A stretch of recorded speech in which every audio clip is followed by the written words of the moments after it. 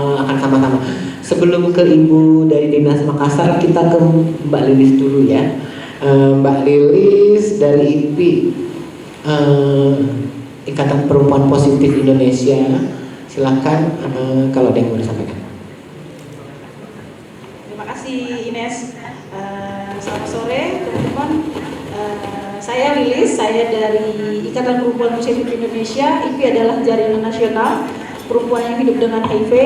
90% adalah perempuan yang positif HIV, 10% yang terdampak. Dan saya masuk di 90%-nya. Saya adalah perempuan yang hidup dengan HIV.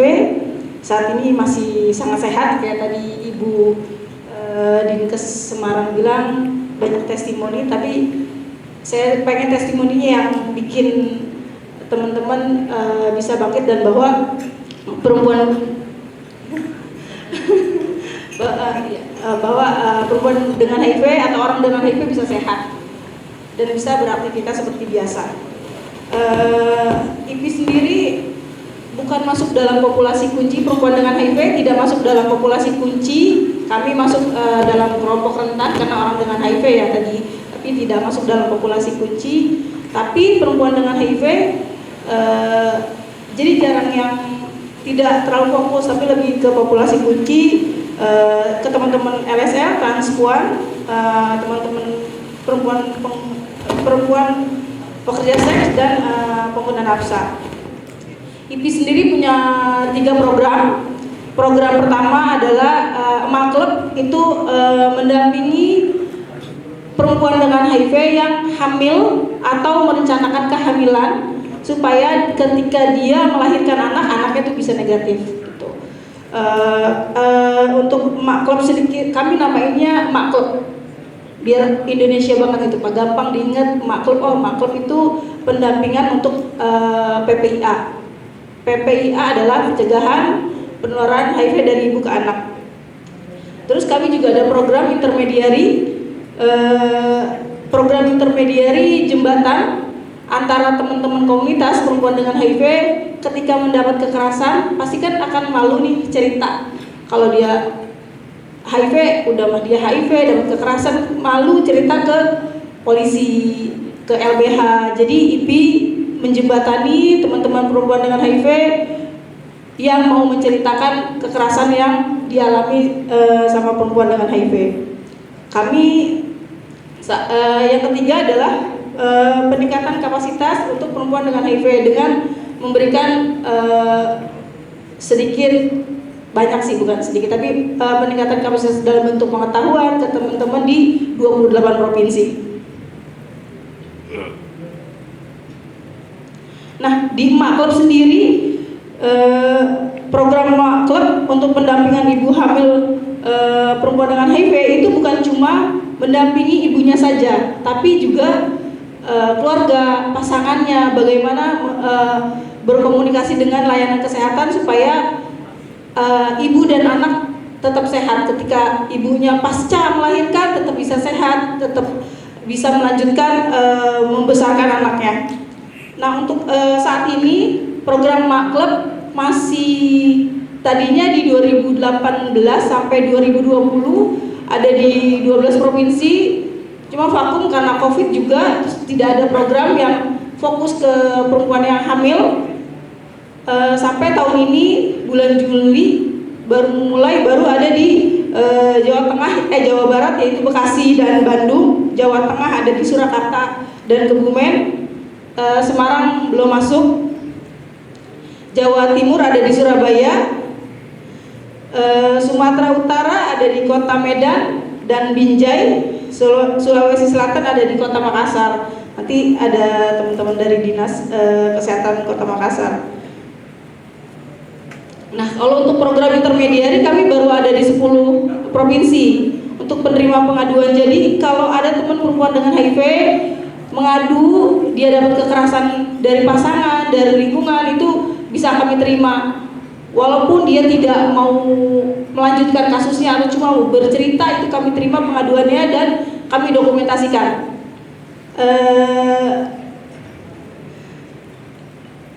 Program intermediari sendiri ada di DKI, ada di Jawa Barat, ada di Bali, di Jogja, ada di Jawa Tengah, di Kota Semarang, ada di Kalimantan Barat, ada di Pontianak teman-teman P3, ada di Nusa Tenggara Timur NTT, ada di Lampung, Sumatera Utara dan Sulawesi Utara. Harapannya sih di 28 provinsi yang ada IP-nya, tapi itu lumayan berat ya, karena 10 aja tantangannya teman-teman petugas penerima pengaduan masih dapat ancaman dari pelaku. Ketika korban menceritakan kasusnya ke teman-teman petugas penerima pengaduan itu sempat dapat ancaman gitu. Dan banyaknya kasus ketika dia dapat kekerasan, saat ini ada yang dilarang, angka LTFU tinggi, bisa juga salah satunya dilarang pasangannya untuk mengakses obat. Itu ada yang dilaporkan ke teman-teman IP, dia ngapain sih ngambil obat, mendingan buat makan gitu. Jadi kan salah satu faktor kenapa perempuan lost follow up ya, mungkin karena dilarang pasangannya untuk berobat gitu. Untuk ARV-nya sih gratis Pak, tapi untuk akses ke sananya, terus biaya administrasi rumah sakit yang lumayan buat teman-teman, apalagi di daerah kan tidak merata seperti di DKI ya. Nah, IP sendiri sebenarnya sudah mengeluarkan catatan tahunan pengaduan kekerasan di tahun 2022. Ada 73 orang, sebagian besar datang sendiri maupun ada yang dirujuk dari teman-teman pendukung sebaya di 10 kota kabupaten, 10 provinsi. Kami khusus perempuan dengan HIV, jadi sama anak sih. Kalau teman-teman MSM atau teman-teman transpuan kami belum menerima, kami hanya menerima perempuan dengan HIV. Situasinya saat ini untuk mengakses layanan publik kayak misalkan KTP, perempuan dengan HIV tidak perlu membuka status HIV-nya, itu akan lebih mudah sih. Tapi lebih banyak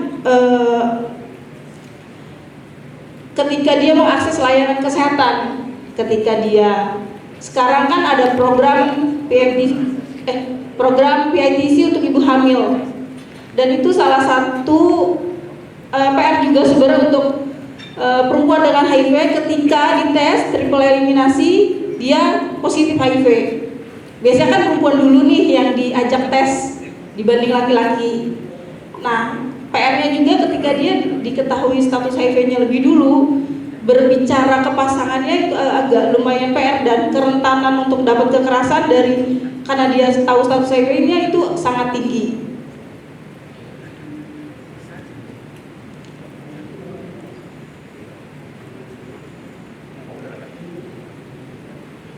Layanan kekerasan, rumah aman, dan keberlanjutan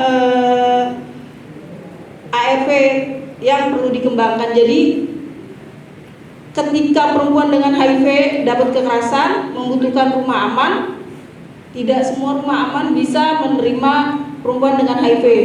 Masih yang lempar-lemparan, karena banyak layanan kekerasan yang belum paham isu HIV. Pun sebaliknya layanan kesehatan banyak yang belum paham terkait layanan kekerasan, bahwa ada loh korelasinya antara layanan kekerasan dengan layanan HIV. Kenapa sih perempuan beresiko tertular HIV? Pada masa remaja kita jarang dikasih tahu bahwa kalau kalian berhubungan seks tanpa pengaman, tanpa mens deh, ngomongin mens aja itu masih dianggap tabu. Di Indonesia itu masih dianggap tabu, dan ngapain sih Pak Mali gitu, betul kan Pak? Terus ketika tidak memiliki posisi tawar dalam melakukan hubungan seks yang sehat itu susah, karena dianggap kalau perempuan yang ngomong duluan atau perempuan yang saya mau pakai kondom itu dianggap tabu, dan laki-laki punya relasi kuasa, saya nggak enak, saya nggak mau pakai kondom karena pakai kondom itu nggak enak, lebih enak nggak lepas kondom. Ketika berumah tangga, pasangan tidak mau membicarakan dengan pasangan resiko-resiko tentang HIV, karena kan sampai saya contohnya saya sebenarnya saya tidak menyangka bahwa saya terpapar virus HIV, karena saya pikir pikir saya nggak kemana-mana, saya di rumah, pasangan saya saja di luar gitu kan. Ternyata saya terpapar isu HIV, terpapar HIV, padahal kan kalau kita bicarakan, kita kan nggak tahu latar belakangnya ya. Sebenarnya itu ada resiko-resiko. HIV tidak melihat agamanya apa, tidak melihat dia kaya atau miskin, tidak melihat pendidikannya juga gitu. Jadi kerentanannya tinggi ke semua perempuan.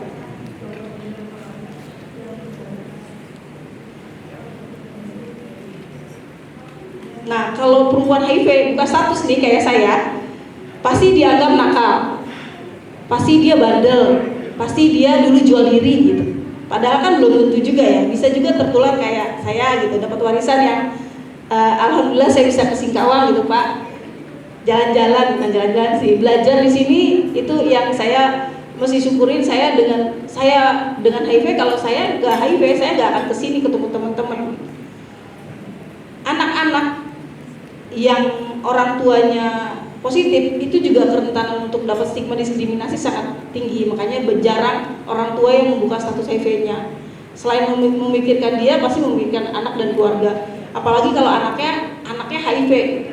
Jadi jarang orang tua yang membuka status anaknya ke sekolah. Itu akan lebih aman dibanding dia membuka status. Karena kan kita tidak bisa tahu ya reaksi wali murid ketika tahu ada salah satu muridnya yang positif HIV. Nah, tadi dibilang salah satunya bisa dikeluarkan dari pekerjaan. Dari kasus yang teman-teman terima atau IPI terima juga ada salah satunya dikeluarkan karena begitu ketahuan status HIV-nya itu dikeluarkan dari pekerjaan. Dan banyak juga yang disebar statusnya lewat sosial media, dan itu banyak.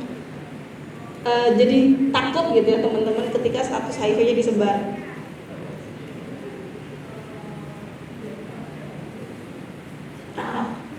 Banyak perempuan HIV yang memilih tidak mengkonsumsi ARV daripada dia ketahuan status HIV-nya kepada pasangan. Jadi ketika dia mau menikah, dia udah sehat nih, terus ada yang mau melamar, dia nggak buka status. Dia akhirnya daripada saya nggak menikah dan saya bicara status HIV saya, mending saya nggak minum obat. Obatnya kan harus diminum tepat waktu ya, dan gak boleh putus dengan jenis yang sama. Terus kenapa sih dia memutuskan berhenti? Bisa juga karena efek samping obat setiap orang akan beda, tapi bisa juga mempengaruhi. Ada yang gatal-gatal, ada yang Stephen Johnson, ada yang kulitnya jadi hitam.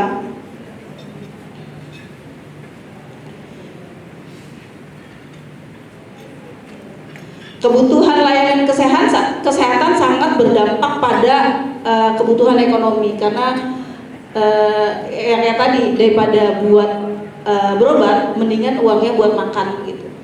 Padahal dia yang bekerja adalah istrinya, suaminya di rumah. Ketika dia mau mengakses obat sama pasangannya dilarang karena buat di rumah gitu, buat makan anak-anak. Tantangan internalnya sendiri dari perempuan adalah jika dia mau berdaya, ketika saya mau kesini gitu Pak, atau teman-teman mau belajar, itu butuh waktu, butuh tenaga.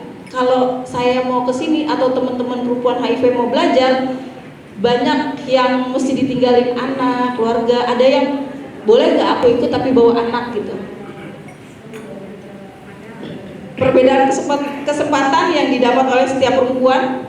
Jadi saya mungkin dapat kesempatan yang lebih bagus, lebih banyak dibanding teman-teman di daerah.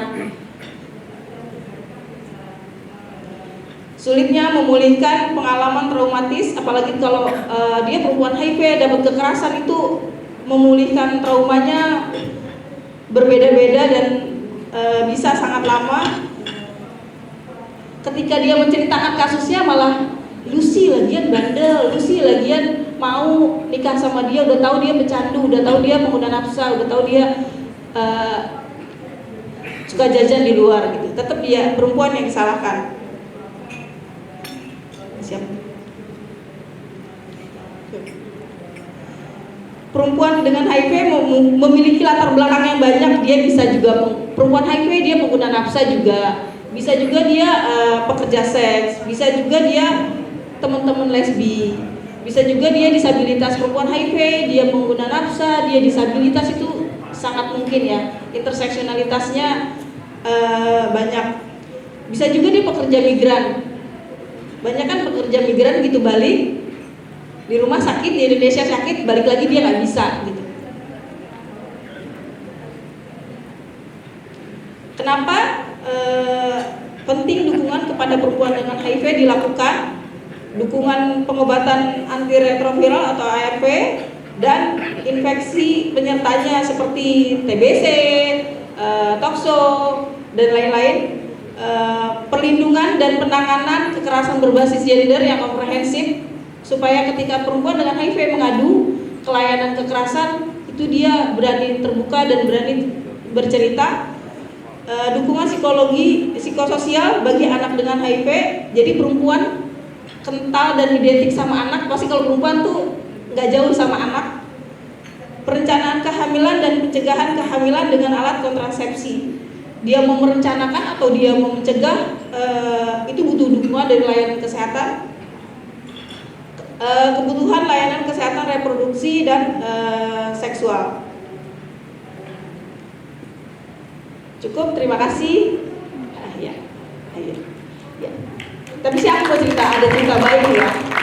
Salah satu keberhasilannya teman-teman petugas penerima pengaduan di Pontianak, Pak. Jadi perempuan dengan HIV digugat cerai sama pasangannya. Berarti kan kalau digugat cerai karena dia HIV, nanti di aktenya ditulis karena HIV ya. Dia dibantu sama hak asuhnya mau diambil sama suami, keluarga suami. Nah, teman dari IPI menjadi saksi teman bahwa orang dengan HIV bisa loh mengasuh anak, membesarkan anak dengan anaknya tetap sehat gitu. Akhirnya anaknya diasuh sama ibunya dan status HIV-nya tidak ditulis di dalam akte cerai. Itu sih, Pak.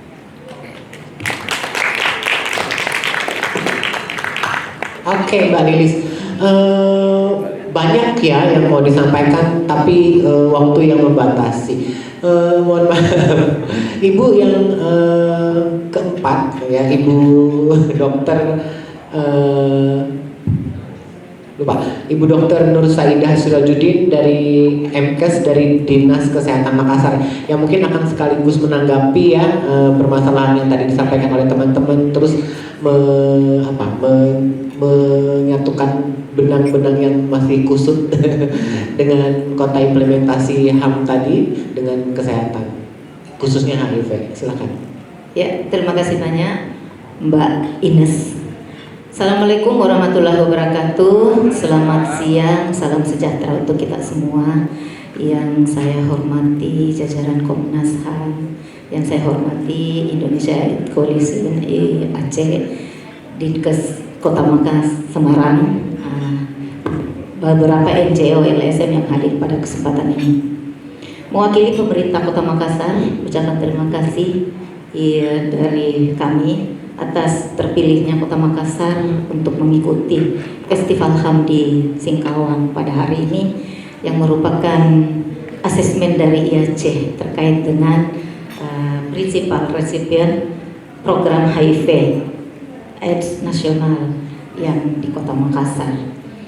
Nah, untuk bagaimana upaya pencegahan dan penanggulangan HIV di Kota Makassar, beberapa pedoman program yang kami pakai itu adalah Permenkes 23 tahun 2022, Perda Provinsi Sulsel nomor 4 tahun 2010, dan Perwali HIV nomor 94 tahun 2017. Dan untuk saat ini kita akan melakukan bersama dengan anggota dewan untuk mengadakan Perda HIV untuk Kota Makassar. Sementara kita akan dorong untuk Raperda nanti, mudah-mudahan tahun 2024 bisa terlaksana Perda HIV untuk Kota Makassar. Nah, beberapa layanan HIV untuk tahun 2023 di mana kami 153 kelurahan dan 15 kecamatan, 47 puskesmas dengan 168 klinik dan 68 dokter praktek mandiri. Dari 47 puskesmas kami, 4 Total daripada layanan HIV sudah 98 dari tahun 2021 sebanyak 60 layanan, 2022 sebanyak 70 layanan, sedangkan 2023 ini sebanyak 98 layanan. 47 puskesmas, 20 puskesmas yang sudah melakukan layanan HIV, sedangkan rumah sakit itu 45. Target kami untuk tahun 2024 malah bahkan ya mudah-mudahan itu bisa tercapai atau 2025 paling lambat semua puskesmas melakukan layanan HIV.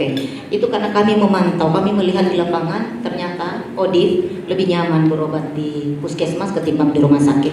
Dan beberapa hal juga di mana kerepongan BPJS untuk terkait rujukan itu yang menjadi kendala-kendala yang sangat berarti, dan mereka juga bila ada penolakan seperti itu enggan lagi untuk datang berkunjung, otomatis terjadi pemutusan obat. Nah, tahun 2023 ini kami berharap dengan 20 puskesmas dengan total layanan 98 dengan 5 rumah sakit itu memaksimalkan beberapa penanganan atau upaya penanggulangan HIV yang ada di Kota Makassar. Nah, program terkait HIV itu beberapa yang kita lihat, yang paling utama yang kami lakukan itu adalah pada ibu hamil ya, triple eliminasi terkait dengan upaya-upaya agar pada ibu hamil itu kami bisa memaksimalkan untuk screening daripada HIV ini. Nah, untuk kolaborasi TB HIV itu kami juga dimaksimalkan, tapi terkait dengan bagaimana memaksimalkan ini, pastinya begitu ketahuan TB HIV-nya baru bisa kita masukkan sebagai pencatatan dan pelaporan terkait dengan kolaborasi tersebut. Nah, untuk jumlah temuan kasus HIV dalam layanan HIV di Kota Makassar untuk tahun 2020 kita lihat yang berkunjung itu sebanyak 44.000 sekian, yang kita testing sebanyak 44.000 juga sesuai, dan yang HIV positif itu 675. Itu sampai dengan tahun 2023 kita lihat sama-sama ya bahwa untuk yang kita berkunjung 42.000, yang kita testing juga sama, yang HIV positif 750. Nah, temuan kasus baru HIV di Kota Makassar ini sekitaran 600 sampai 1.000 kasus HIV dalam setiap tahunnya, dan temuan kasus HIV ini merupakan capaian dari screening HIV yang ada di Vaskes sendiri, di kegiatan mobile VCT serta dukungan LSM terkait penjangkauan kelompok atau populasi kunci. Nah, kita lihat bahwa situasi testing HIV berdasarkan umur dalam layanan Kota Makassar. Nah, kasus HIV ini berdasarkan kelompok umur dari tahun ke tahun itu menunjukkan angka yang tertinggi, di mana angka sebenarnya ini ya kalau kita mau melihat ini HIV masih bisa kita kategorikan bagaikan fenomena gunung es, masih ada sebenarnya yang banyak di sana tapi kita belum menemukannya. Nah, inilah bagaimana kami di Kota Makassar pelibatan NGO LSM itu kami sangat maksimalkan upaya-upaya bagaimana mereka berkolaborasi dengan kami terkait dengan screening atau penemuan kasus HIV di Kota Makassar. Nah, kasus HIV pada anak dan remaja tetap menjadi perhatian program melalui beberapa kegiatan terkait dengan pelibatan LSM tadi yang saya katakan, pendampingan anak dan remaja, dan edukasi penularan terkait dengan HIV demi peningkatan pengetahuan. Nah, kita lihat tahun tes ini kita melihat bahwa di usia produktif itu sangat tinggi kita lakukan tes, dan seperti halnya dengan positif juga bisa kita dapatkan yang di usia 25 sampai 45 tahun. Nah, situasi testing berdasarkan jenis kelamin, untuk pada testing pastinya kita banyak di perempuan karena tadi yang saya katakan di awal bahwa kami fokus di semua ibu hamil untuk melakukan triple eliminasi, pastinya juga melakukan tes terkait dengan HIV. Tapi terkait dengan HIV positif, laki-laki mendominasi yang tertinggi untuk di Kota Makassar. Nah, situasi testing ini untuk kita lihat sama-sama beberapa tahun terakhir untuk di Kota Makassar kasus tertinggi daripada populasi kunci berada di SLL. Ya, mungkin ini bukan hanya terjadi di Kota Makassar aja ya, mungkin seluruh Indonesia juga LSL ini yang menjadi populasi tertinggi terkait dengan penularan HIV. Nah, kami juga selain dengan layanan kesehatan yang ada di bawah OPD langsung Dinas Kesehatan, 47 puskesmas dengan 51 rumah sakit yang sudah bekerja sama sekitar 98, kami juga bekerja sama dengan KKP. Nah, bagaimana kami koordinasi dengan KKP terkait dengan buruh pelabuhan atau ABK untuk kami melakukan screening. Nah, kasus HIV juga ini pada ibu hamil di Kota Makassar kita mendapatkan sekitar 0,04 dan semuanya sudah tertangani sesuai dengan standar. Untuk situasi testing penyakit dalam layanan HIV sampai dengan September 2023, penyakit tertinggi itu TBC. Makanya kami juga di Kota Makassar ya Bapak Ibu, mudah-mudahan ke depan juga untuk layanan HIV ini, karena kami berupaya bagaimana diskriminasi terhadap HIV ini, walaupun dari kami layanan kesehatan itu sudah mulai memaksimalkan, tapi pastinya kita juga meminta dukungan dari masyarakat juga. Nah, ini yang kami akan berupaya bagaimana diskriminasi ini betul-betul kami tekankan, supaya apa yang pemerintah Kota Makassar lakukan terhadap program yang lainnya seperti TB dengan stunting, dengan pemberian dana tambahan dari APBD untuk semua kelurahan bergerak membantu layanan kesehatan untuk sama-sama menemukan kasus TB dan menemukan mencegah atau menurunkan kasus stunting di Kota Makassar. Mudah-mudahan ke depan terkait dengan program HIV juga bisa kita laksanakan seperti itu. Pastinya by proses, karena diskriminasi ini yang betul-betul kita harus tekan di masyarakat juga, walaupun di layanan itu sudah mulai ada peningkatan terkait dengan diskriminasi. Program kolaborasi TB HIV senantiasa kita perkuat dengan lintas sektor. Nah, kami juga ada forum multisektor dari TB ya, yang di 3 kota. Kota Makassar juga memaksimalkan bagaimana setiap penderita TB pastinya juga kita pemeriksaan HIV. Nah, ini yang menjadi juga semangat kami, bahwa sudah ada juga organisasi yang membantu kami dalam upaya peningkatan upaya penemuan kasus TB di Kota Makassar. Nah, kita lihat pengobatan ARV yang ada di PDP Kota Makassar, dari 98 layanan PDP, Puskesmas di Pandang Baru ini yang paling tertinggi. Ini Puskesmas di Pandang Baru adalah puskesmas yang pertama kali melakukan layanan PDP. Jadi tahun 2021 itu baru 6 puskesmas kami. Nah, tahun 2022, 2023 ini berkembang jadi 20 puskesmas layanan PDP. Mudah-mudahan sampai dengan tahun 2025 kita bisa maksimalkan di 47. Nah, ODIF dengan ORV tertinggi pada layanan HIV itu ada di puskesmas. Ini merupakan analisa kami, evaluasi kami di lapangan. Ternyata para ODIF ini lebih nyaman berobat di puskesmas dibanding rumah sakit. Nah, itu mudah-mudahan ke depan bagaimana kami berupaya agar peningkatan layanan terkait dengan pengobatan itu dimaksimalkan di 47 puskesmas yang ada di Kota Makassar.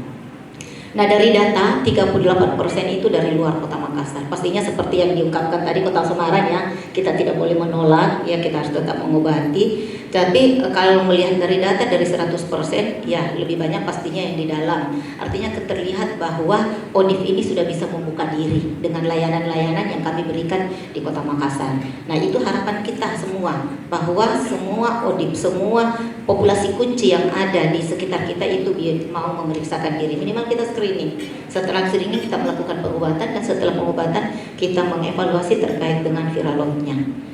Nah, situasi pemeriksaan viral load. Nah, ini yang menjadi kendala sebenarnya ya, kita sudah obatin, tapi bagaimana terkait dengan harapan yang obati 10, yang viral load 10 itu yang menjadi sebenarnya masih menjadi tantangan kami. Jadi kami berharap bagaimana yang diobati sesuai dengan yang viral load itu ya, kami masih mencari seperti apa inovasi-inovasi yang Kota Makassar akan lakukan ke depan. Karena terkait dengan supresinya itu adanya di viral load-nya. Jadi berapa yang kita obati semoga semuanya bisa terlihat untuk bagaimana 6 bulan setelah kita melakukan pemeriksaan viral load dengan mengkonsumsi ARV itu sudah tidak tertular. Itu yang akan kita publishkan kepada semua agar upaya-upaya bagaimana penanggulangan pencegahan HIV ini betul-betul kita bisa maksimalkan.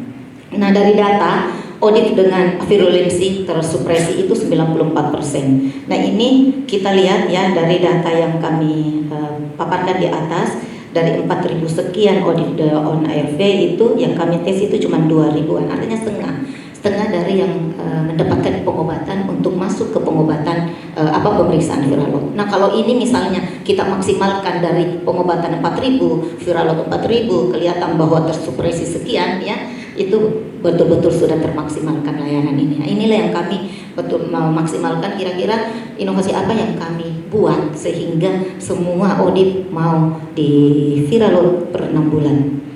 Nah dari capaian SPM Kota Makassar sampai tahun dengan 2023 September, karena HIV merupakan juga 12 indikator SPM ya. Ini kami 65%. Ya pastinya kami di sini terkendala di bumil dan pasien TB. Nah kalau yang lainnya itu capaiannya bisa kita maksimalkan. Nah bagaimana pasien TB tadi yang saya katakan bahwa tidak akan pernah masuk dalam pencatatan kolaborasi TB HIV bila dua-duanya tidak memenuhi persyaratannya. Misalnya dia TB tapi tidak HIV, HIV tidak TB, itu tidak masuk dalam pencatatan. Tapi HIV tetap masuk dalam pencatatan SIFA dan TB tetap masuk dalam pencatatan TB. Jadi ini yang menjadi kendala SPM, tapi tertutupi dengan adanya beberapa populasi kunci yang sesuai dengan target. Nah, kami di Kota Makassar, alhamdulillah kerjasama kami dengan beberapa LSM, NGO, terlihat bahwa penjangkau populasi kunci itu kami sudah kerjasama sebanyak 7 ya. Yayasan Gaya Slebes, Yayasan Mitra Husada, Jaringan Indonesia Positif, Inti Muda, Ikatan Perempuan Positif Indonesia, Organisasi Perubahan Sosial Indonesia, Persaudaraan Korban Nafsa Makassar, atau PKMB. Sedangkan pendamping ORB itu masih satu, Yayasan Peduli Kelompok Dukungan Sebaya. Ini kami sangat terbantu. Ya, kehadiran LSM di Kota Makassar itu kami sangat-sangat terbantu. Karena apa? Kami menganggap bahwa hadirnya LSM ini adalah semacam tutor sebaya, ya. Pastinya audit ini lebih yakin bila pendampingannya dari sebaya. Nah, dibanding dari kami yang betul-betul memaksimalkan sosialisasi atau edukasi, pasti mereka lebih mendengar. Beberapa program seperti itu kita buat, bagaimana tutor sebaya itu ada, ya seperti yang kita lakukan juga saat ini. Ini LSM bisa menjangkau secara mobile juga, ya, mobile visiting dari jadi kita bisa melihat bahwa bagaimana di 20 layanan kesehatan yang ada di FKTP dengan 45 yang ada di rumah sakit itu terbantukan dengan hadirnya NGO atau LSM yang ada di Kota Makassar. Jadi dukungan ini yang betul-betul kami maksimalkan. Nah, dukungan anggaran juga kami maksimalkan, dan upaya-upaya bagaimana ke depan dukungan anggaran dari pemerintah kota kita maksimalkan agar LSM atau NGO mitra kerja dari Dinas Kesehatan Kota Makassar betul-betul kita maksimalkan. LSM, PL, dan PS telah menjadi bagian dari arus layanan HIV di Vaskes. LSM terlihat aktif dalam setiap pertemuan koordinasi. Nah, kami setiap kegiatan apapun itu kami menghadirkan mereka, ya. Jadi pertemuan apapun kami menghadirkan untuk bagaimana kami berkolaborasi bersama. Jadi kami satu keluarga kecil untuk bagaimana upaya penanggulangan pencegahan HIV kami sama-sama bekerja sama dengan para LSM atau NGO yang ada di Kota Makassar. Dan dukungan dana kami pastinya ada dari pemerintah kota karena berdasar pada SK Wali Kota. Ini sebenarnya sih kalau dari dukungan dananya sangat-sangat kecil yang kami berikan, tapi bukan berarti bahwa melihat nilainya. Kami hanya bagaimana kami ada hubungan emosional dengan para LSM atau NGO kami yang ada di Kota Makassar. Nah, ini kami sudah pendampingan kurang lebih 7 tahun pelibatan LSM untuk pencegahan dan penanggulangan HIV di Kota Makassar. Dan bagaimana juga dukungan pemerintah dalam kemitraan terkait dengan beberapa yang kami akan canangkan ke depan. Untuk KPA di Kota Makassar tahun ini sudah ada, tahun kemarin sebenarnya KPA itu sudah ada sejak lama, tapi pada saat PJ Wali Kota itu sempat dihentikan kurang lebih 2 tahun. Sekarang dengan hadirnya Wali Kota yang membuat KPA kemarin, Bapak Doni Pamanto, kami sekarang mengeskakan kembali untuk KPA. Nah, dari adanya KPA kami juga berupaya bagaimana kerja-kerja KPA yang sebenarnya 2 kerja, ya, LSM beda, KPA beda, itu kami nanti bisa berkolaborasi bersama. Jadi kalau ini jalan semua, ya mudah-mudahan bagaimana upaya penanggulangan HIV di Kota Makassar termaksimalkan. Nah, peran LSM pendukung sebaya kita lihat sama-sama, ya, bagaimana penghubung antara pasien dan nakes, pendampingan pengobatan ARV, dukungan psikososial, dan yang paling penting dari beberapa peran adalah role model pengobatan HIV. Nah, ini yang menjadi betul-betul penyemangat. Karena apa? Kita tahu bersama bahwa ODIF ini harus mengkonsumsi seumur hidup. Jadi kalau tidak ada role model, dukungan dari para NGO atau LSM, kami Dinas Kesehatan pastinya tidak bisa memaksimalkan upaya-upaya agar para ODIF senantiasa memaksimalkan pengobatan. Nah, kegiatan penjangkauan populasi kunci di Kota Makassar, ya kita lihat LSM kita sekarang juga karena penguatannya kita lihat bersama. Di awal sih memang pada saat kerjasama awal itu mereka hadir biasa-biasa saja, tapi dengan perubahan waktu ya mereka terbantukan. Setiap kunjungan ke layanan kesehatan itu sudah memperlihatkan bahwa kami loh ini NGO, kami loh ini LSM yang membantu program ini, dan kami bersama-sama dengan semua layanan yang ada di Kota Makassar untuk upaya pencegahan ini. Nah, kegiatan pendampingan kita lihat ya, para LSM kita langsung turun ke lapangan. Nah, terkait kegiatan program HIV, beberapa hal yang kami lakukan adalah pertemuan koordinasi. Nah, di pertemuan koordinasi pun ini kami hadirkan. Jadi sekali lagi bahwa setiap kegiatan yang kami lakukan di Dinas Kesehatan kami menghadirkan LSM agar bagaimana hubungan emosional kami terus-menerus ada di setiap kegiatan. Jadi setiap pertemuan baik lintas sektor maupun pertemuan Dinkes sendiri itu kami libatkan. Nah, kegiatan terkait program HIV juga pelatihan peningkatan kapasitas petugas kesehatan dan LSM pendamping sebaya. Ini beberapa yang kita lihat, peningkatan konseling, pengembangan layanan perawatan dan pengobatan HIV. Nah, terkait dengan program HIV juga kita lakukan mentoring klinis, supervisi secara rutin berkala, yang pencatatan SIHA, nah pelaporan perawatan pengobatan HIV dan program pendukung lainnya. Nah, kita lihat ini mobile VCT untuk penemuan kasus juga. Jadi peran-peran terkait dengan LSM dengan NGO di Kota Makassar itu sangat terbantukan karena apa? Yang mereka yang pasti tahunya ya di mana hotspotnya. Kalau Dinas Kesehatan, apalagi puskesmas, kita melihat bagaimana SDM yang ada di puskesmas, kalau bukan rawat inap yang kurang lebih sesuai akreditasi hanya kurang lebih 23, itu tidak bisa menjangkau semua terkait dengan hotspot yang ada di Kota Makassar untuk HIV. Jadi bantuan daripada NGO itu sangat-sangat maksimal untuk bagaimana populasi kunci yang kami harapkan untuk pengobatan, minimal screening itu kami bisa dapatkan. Nah, untuk rumah sakit bagaimana penguatan kami juga itu setiap rumah sakit yang akan bekerja sama dengan program itu pada saat akreditasi minta penguatan untuk MOU